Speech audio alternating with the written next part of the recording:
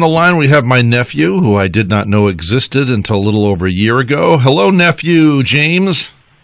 Uncle Rhett, happy birthday. How are you today? Well, I'm always better talking to my brother's son. That's right. Nice. What a pleasure. And it's rainy down here. How's the weather up in Connecticut today? It's a beautiful fall day, 50 degrees and sunny. All right, shut up. We're getting lots of rain. Actually, I love it up there. He lives in Milford, Connecticut. Beautiful, Yes. by the sea. It's just a lovely, lovely, lovely area. So now I have a ticket and an excuse to go up there all the time and bother my nephew and his wife Liz and his two beautiful boys, Jimmy and Luke. And now, when James calls in, he says, okay, I'm going to put you in a system, and I need to get a level. I get a level on the guests. And he says, oh, I got to go get the weather because I know Rhett's going to ask me. Yeah. So listen, who do you have? Of course, every Tuesday now, we're celebrating the fact that I have Cece, my niece. My brother got around a bit in the 1960s. And actually, when he was 17, he had a love relationship with a young lady, and they had a baby out of wedlock. She was sent away, and those days. Anyway, she was reared by adoptive parents, and so the cool thing is that she contacted us 10 years ago after I lost my brother, and we've got Elijah and Jonah and Joel. And so I have that now. A year ago, the phone rings, and we've gotten very close. And the phone rings, and she says, Rhett, guess what? Scott also had a son. He's contacted me, so I have a half-brother, and that is James. And now we've all gotten together. They actually took a cruise together.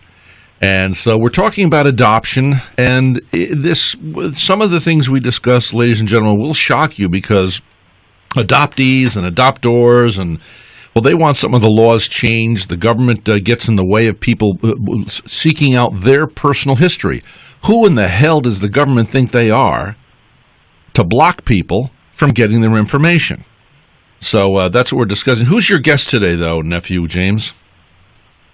Amber Ness. So after reunion, it opened up an emotional, just wave of emotions, and I needed support, and I wasn't finding it in other ways, so I went on to Facebook, and I found that Facebook has something to offer, which is groups, support groups that are private, and you could post on it and not have it seen by everyone.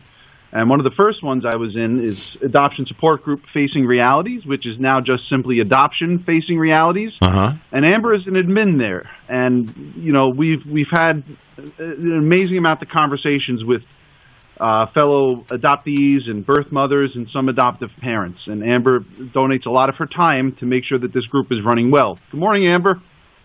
Good morning. Thank you for having me. Okay, thank you for taking the time. Where are you, Amber? I am in Minneapolis, Minnesota. Minneapolis, Minnesota. Yeah, yes. I sang there years ago for the Minnesota Broadcasters Association. I used to sing positive thinking songs at business conventions. How's the weather out there today? It's there's sunshine, so that's always a plus at this time of year. It's a little chilly. It's been about in the 30s right in the last couple of weeks. Well, that's nice and refreshing, Yeah, it's going to get way worse. So this is still nice. Yeah, but I love sweaters, and everybody looks better in a sweater. Yeah, it's a lot more than sweaters. Yeah, well, I like that. Is that where they have the President Ford's Museum? I'm not familiar with that. No, maybe it's another state. I get it all mixed up. You fly around, but anyway, it's a nice area out there. I have been out there and totally enjoyed myself. So, what is your story, Amber? Well, adoption has always kind of been an important part of my life. Since I was a small child, my mom actually placed a child for adoption before I was born. Mm-hmm. And so growing up, she was always very honest about that. And so I knew that I had an older brother out there somewhere. And growing up, I was very curious about that. For the most part, I just kind of accepted it as reality and was okay with it. Yeah. There were moments when, I felt like I needed my brother and I wished that he was there. Sure. But for the most part, I was okay with that. But when I entered my early 20s, I also got online, and I found an online registry where I could put in our family's information that would make it really easy for anyone searching for us to find us. And sure enough, one day we got a phone call, and he had found us, and we have been in reunion for about 8 years now. Wow, that's fantastic. Yeah. How old were you at the time? I was in my mid-20s at the time. And how old is he? He's just a few years older than me. So Okay. he's in his, we're getting into our late 30s now. Yeah, so that's been really a wonderful experience. It was the best experience of my life at that time, and it's still one of the best things that ever happened to me. Now, explain to me, how did you two find it? Was it through Ancestry.com or 23andMe, or how did you? I don't even remember what the website was. This was 10, 12 years ago that I did this. I don't even know if the registry exists anymore. Oh, So I my couldn't tell you the word. name You of it. don't I don't remember? Amber? No, there's adoption registry or something like that. What did you say? Adoption registry or something kind of generic like that. Okay. But basically, I just kind of input, important dates, places, my mother's maiden name, that kind of thing, so that if anybody Googled any of that important information, it would just pop. Well, right how up. did he? Exactly what happened? How did he have the information though? Because we know that the government blocks people from knowing the names of their true parents, et cetera, et cetera. That's a good question. I'm not sure. I know that he had just some basic information, like obviously his date of birth and where he was born, and he must have had access to her maiden name somehow.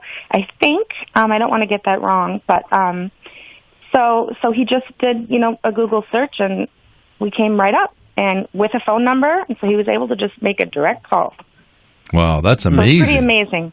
So okay, so you talk on the phone. I mean, take us with us, because people love to be touched emotionally. I know I love going to the movies, and I like crying, and I watched that TV show. Barbara has had me watch this TV show. I have to watch it alone though, because I don't like crying in front of anybody, not even Barbara, anybody else, and I don't like holding back tears. It's like straining back a sneeze. It's very unhealthy. So what's that show where they reconcile the people? I think it's I know that it's supported by Ancestry.com, at least financially, for the advertising, but. So tell us, what is it like? Where do you two finally come together? And tell us, please. Sure. So, he called my mom, and they had their conversation, which is obviously, private. That's theirs. I don't want to overshare too much about that. Well, I'm sure she cried. Yeah, I mean, it was a very big deal for her. I think she felt shocked. I think this is something that we had hoped would happen. And so it was very exciting within our family. They talked. Within a month, he came and visited us up in Minnesota. So it was just, he got to meet us and our grandparents, and I'm sure that was very overwhelming. Yeah. But and I think it was overwhelming for everybody, but it was also really just amazing to finally meet this person who I had always kind of, fantasized about my entire life and wished for. So, yeah. Amber, how old are you? You sound so young. I am 35. Oh, okay. All right. Yeah. So you've been going through this process how long? This was about 8 years ago that we reunited. Wow. Yeah, so I don't know if that's what you meant, but yeah. Yeah, that's exactly what I wanted to know. Sure. Mm-hmm. Yep, so we've been in reunion 8 years, and do you spend some intimate time together, or how's it going?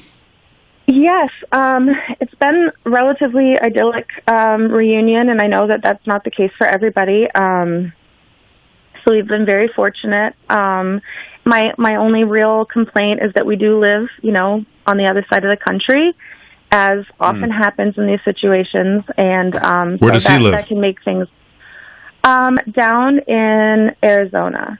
Oh, again, I don't want to overshare too much of my brother's and my mom's personal, story, but yeah. Well, don't worry about it. I mean, we don't even know their names, so we're cool. Right. Right. So, What are you afraid? We're afraid somebody listening is going to go get him or something in Arizona? No. Not at all.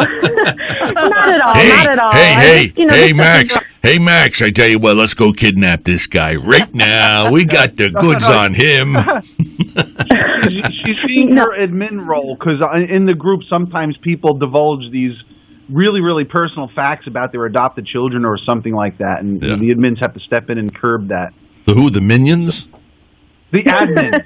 The administrators of the group. Oh, administrators. So I'm the minion. She's the admin.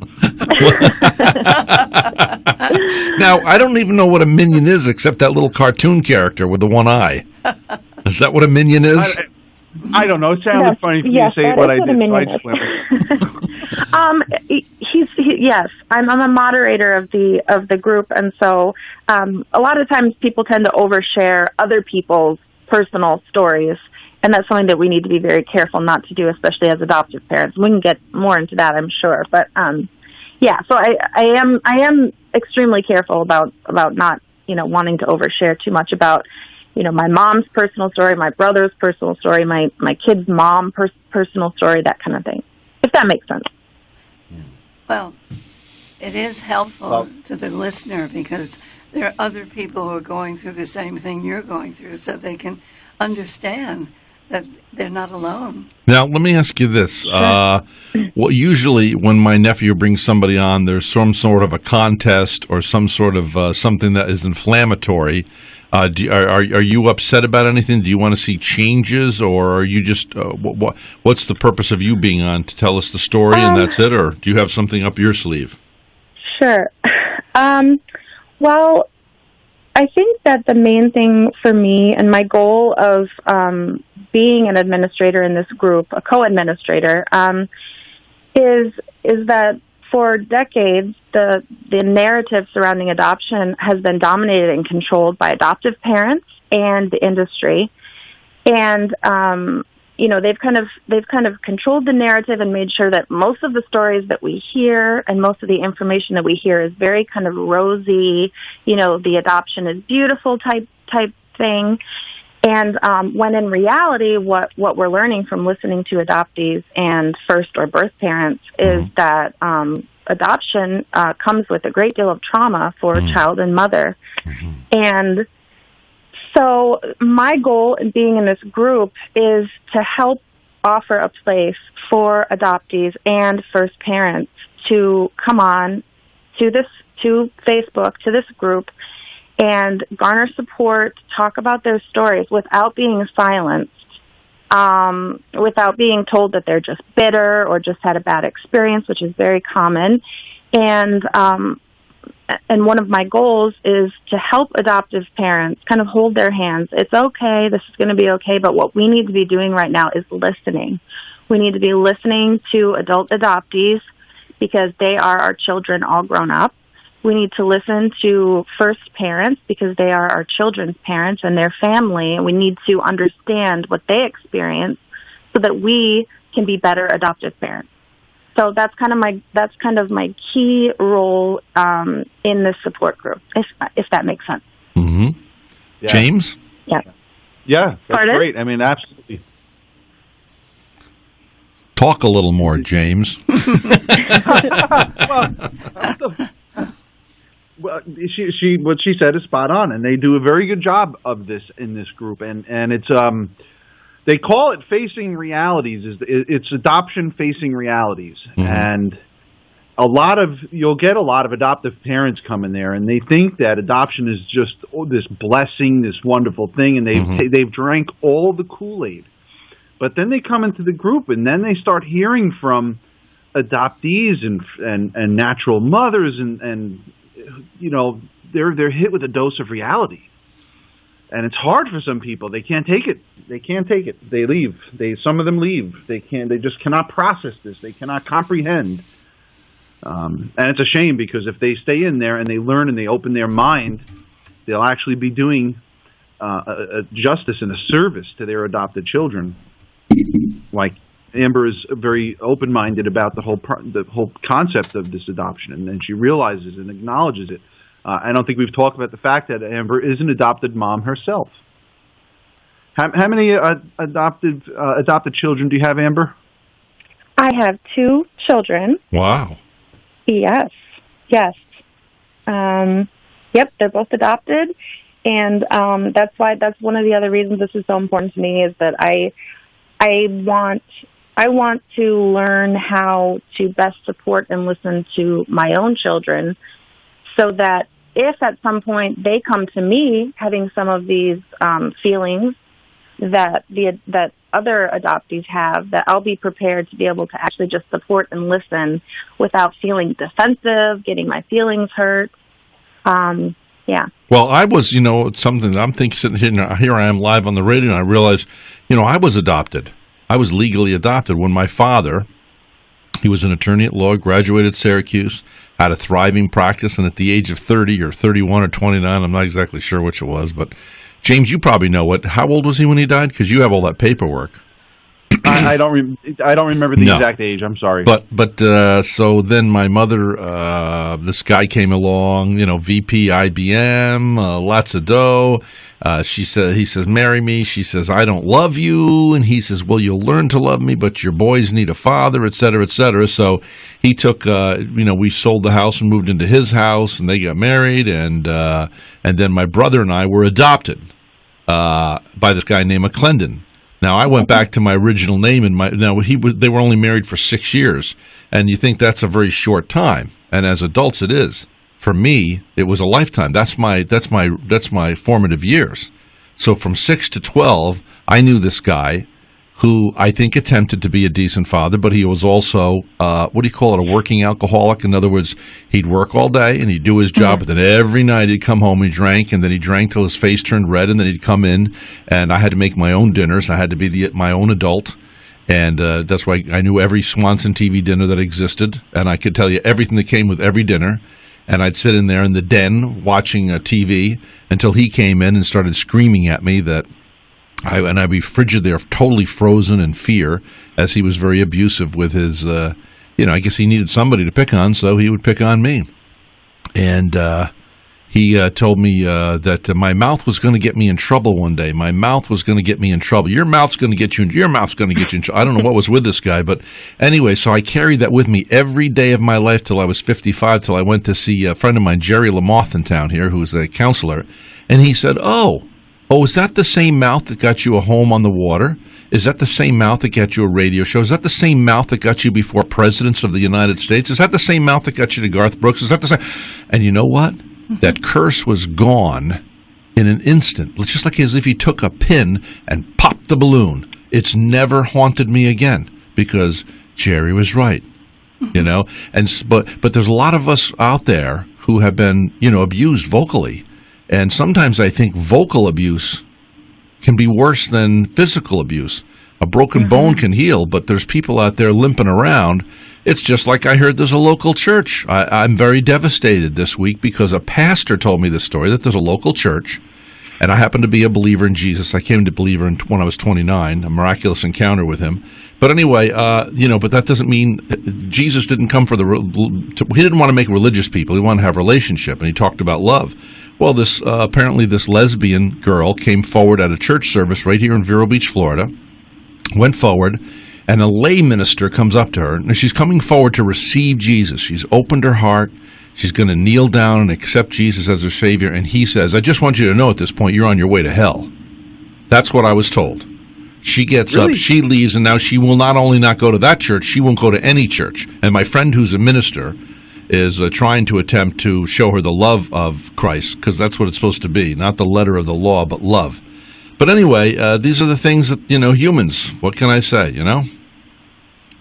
So we go on. That's a terrible story. It is a terrible story. Also, not Muhammad Ali, Arun Gandhi. I interviewed Mahatma Gandhi's grandson. And you know that Gandhi himself, Mahatma Gandhi, went to a Christian church when he was in India.